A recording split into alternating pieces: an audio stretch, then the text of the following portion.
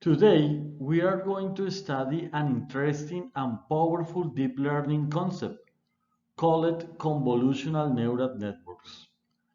Convolutional neural networks are useful in natural language processing and computer vision.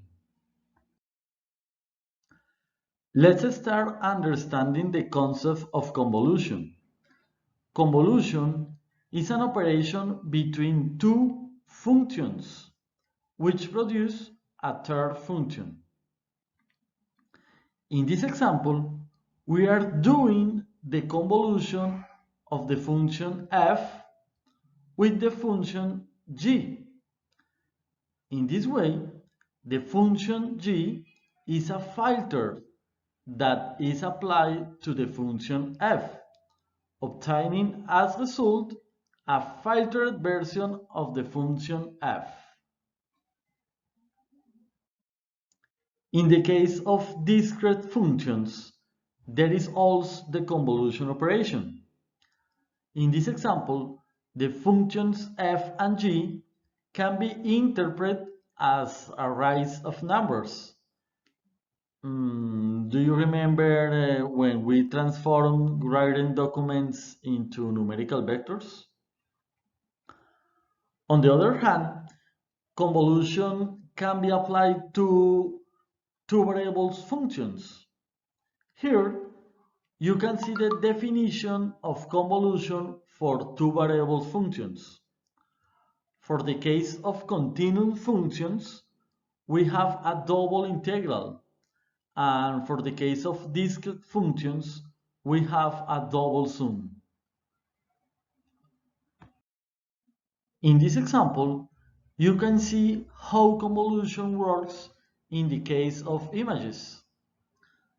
The function g is a filter that is applied to the image defined by the function f.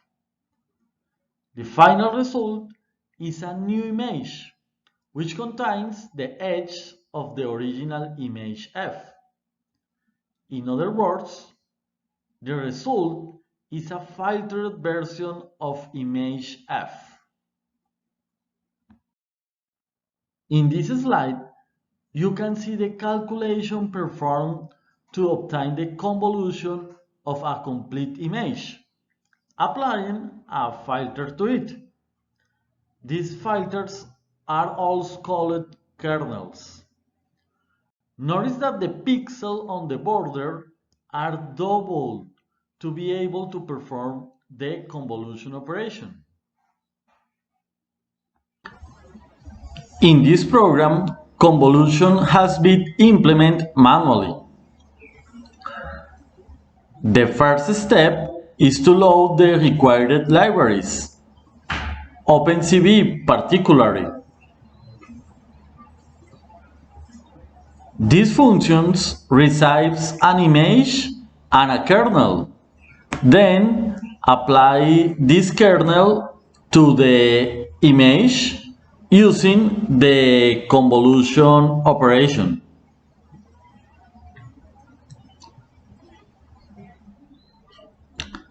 Here we can see different kernels or filters.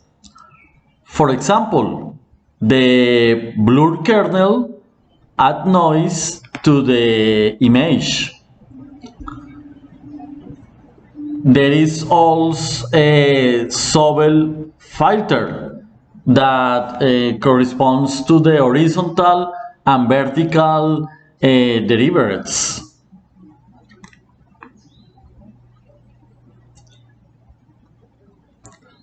Now we can apply the filters defined in the previous step to the Homer Simpson image.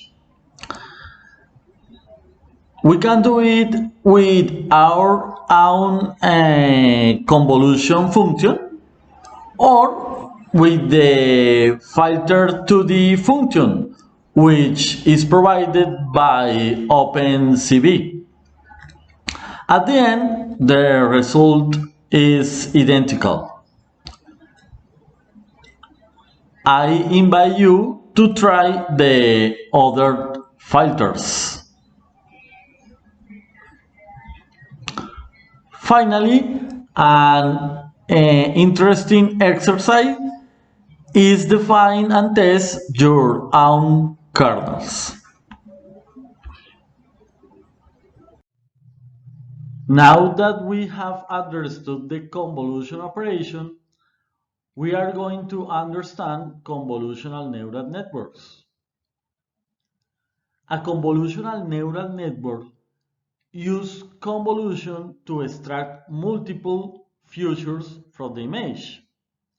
If, for example, we want to use a standard neural network, it would be necessary to first obtain the features manually before starting the training process. On the contrary, the convolutional neural network extracts the features of the image by itself using several convolution filters. To extract the features, the convolutional neural network uses different types of layers.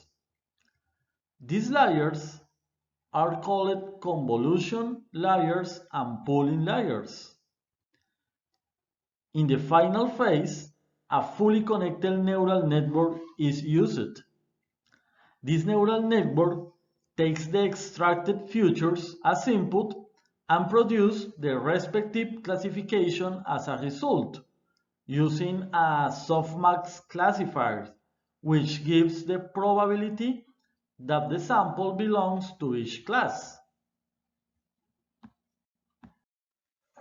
In this slide, we can take a more detailed look at how convolutional neural networks works.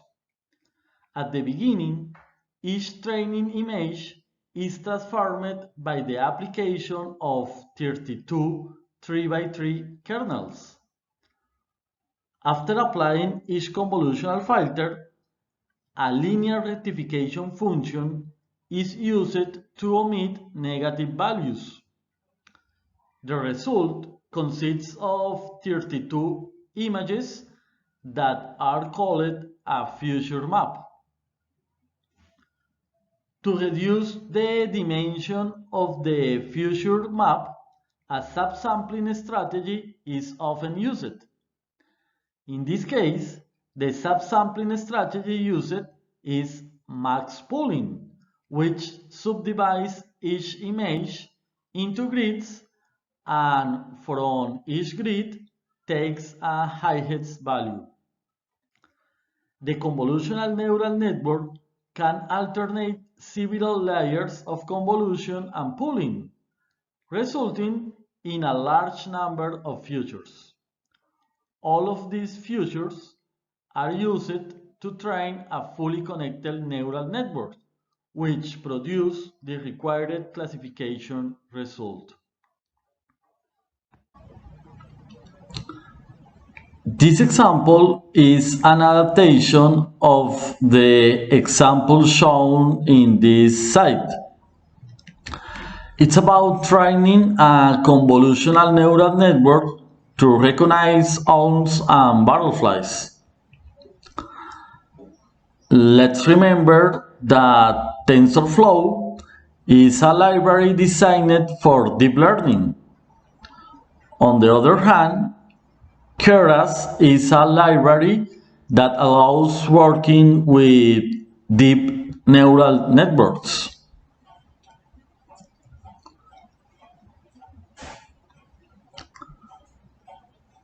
The first step is to indicate the folders in which the images to train the model are located. There is a different folder for each training and test set. And in the same way, for the images for owls and butterflies.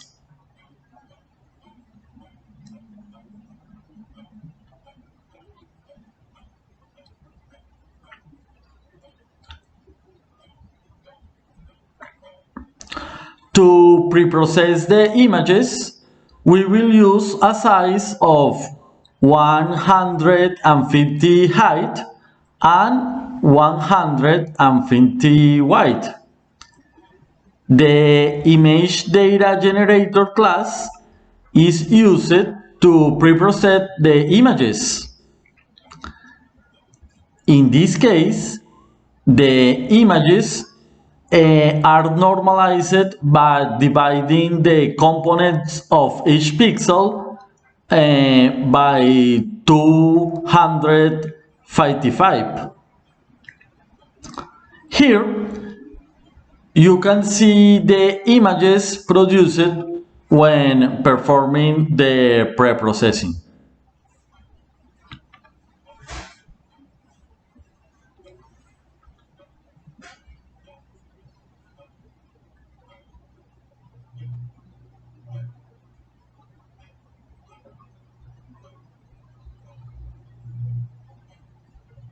Okay.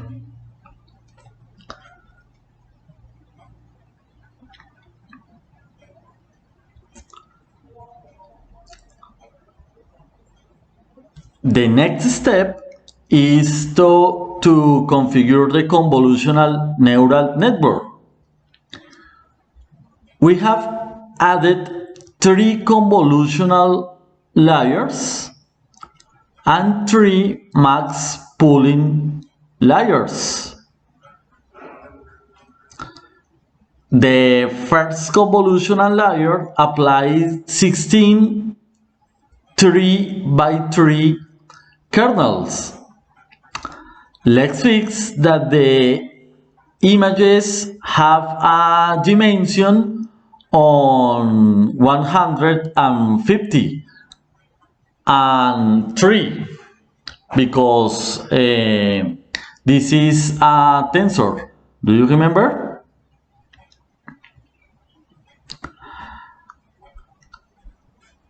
As we can see, the convolution and max pooling layers alternate. The flattened layer transforms the image into a vector. Finally, a dense layer is added for the softmax classifier. It's necessary to indicate other parameters for the model, such as the function to be optimized, in this case binary cross entropy, and the optimization strategy.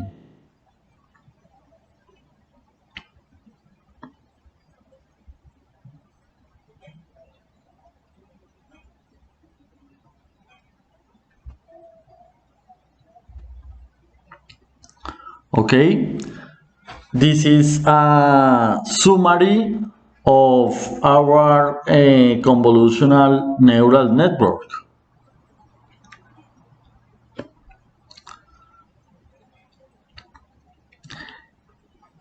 In the next step, we train the model for 8 epochs, obtaining at each step the data of accuracy and loss in the training and validation sets.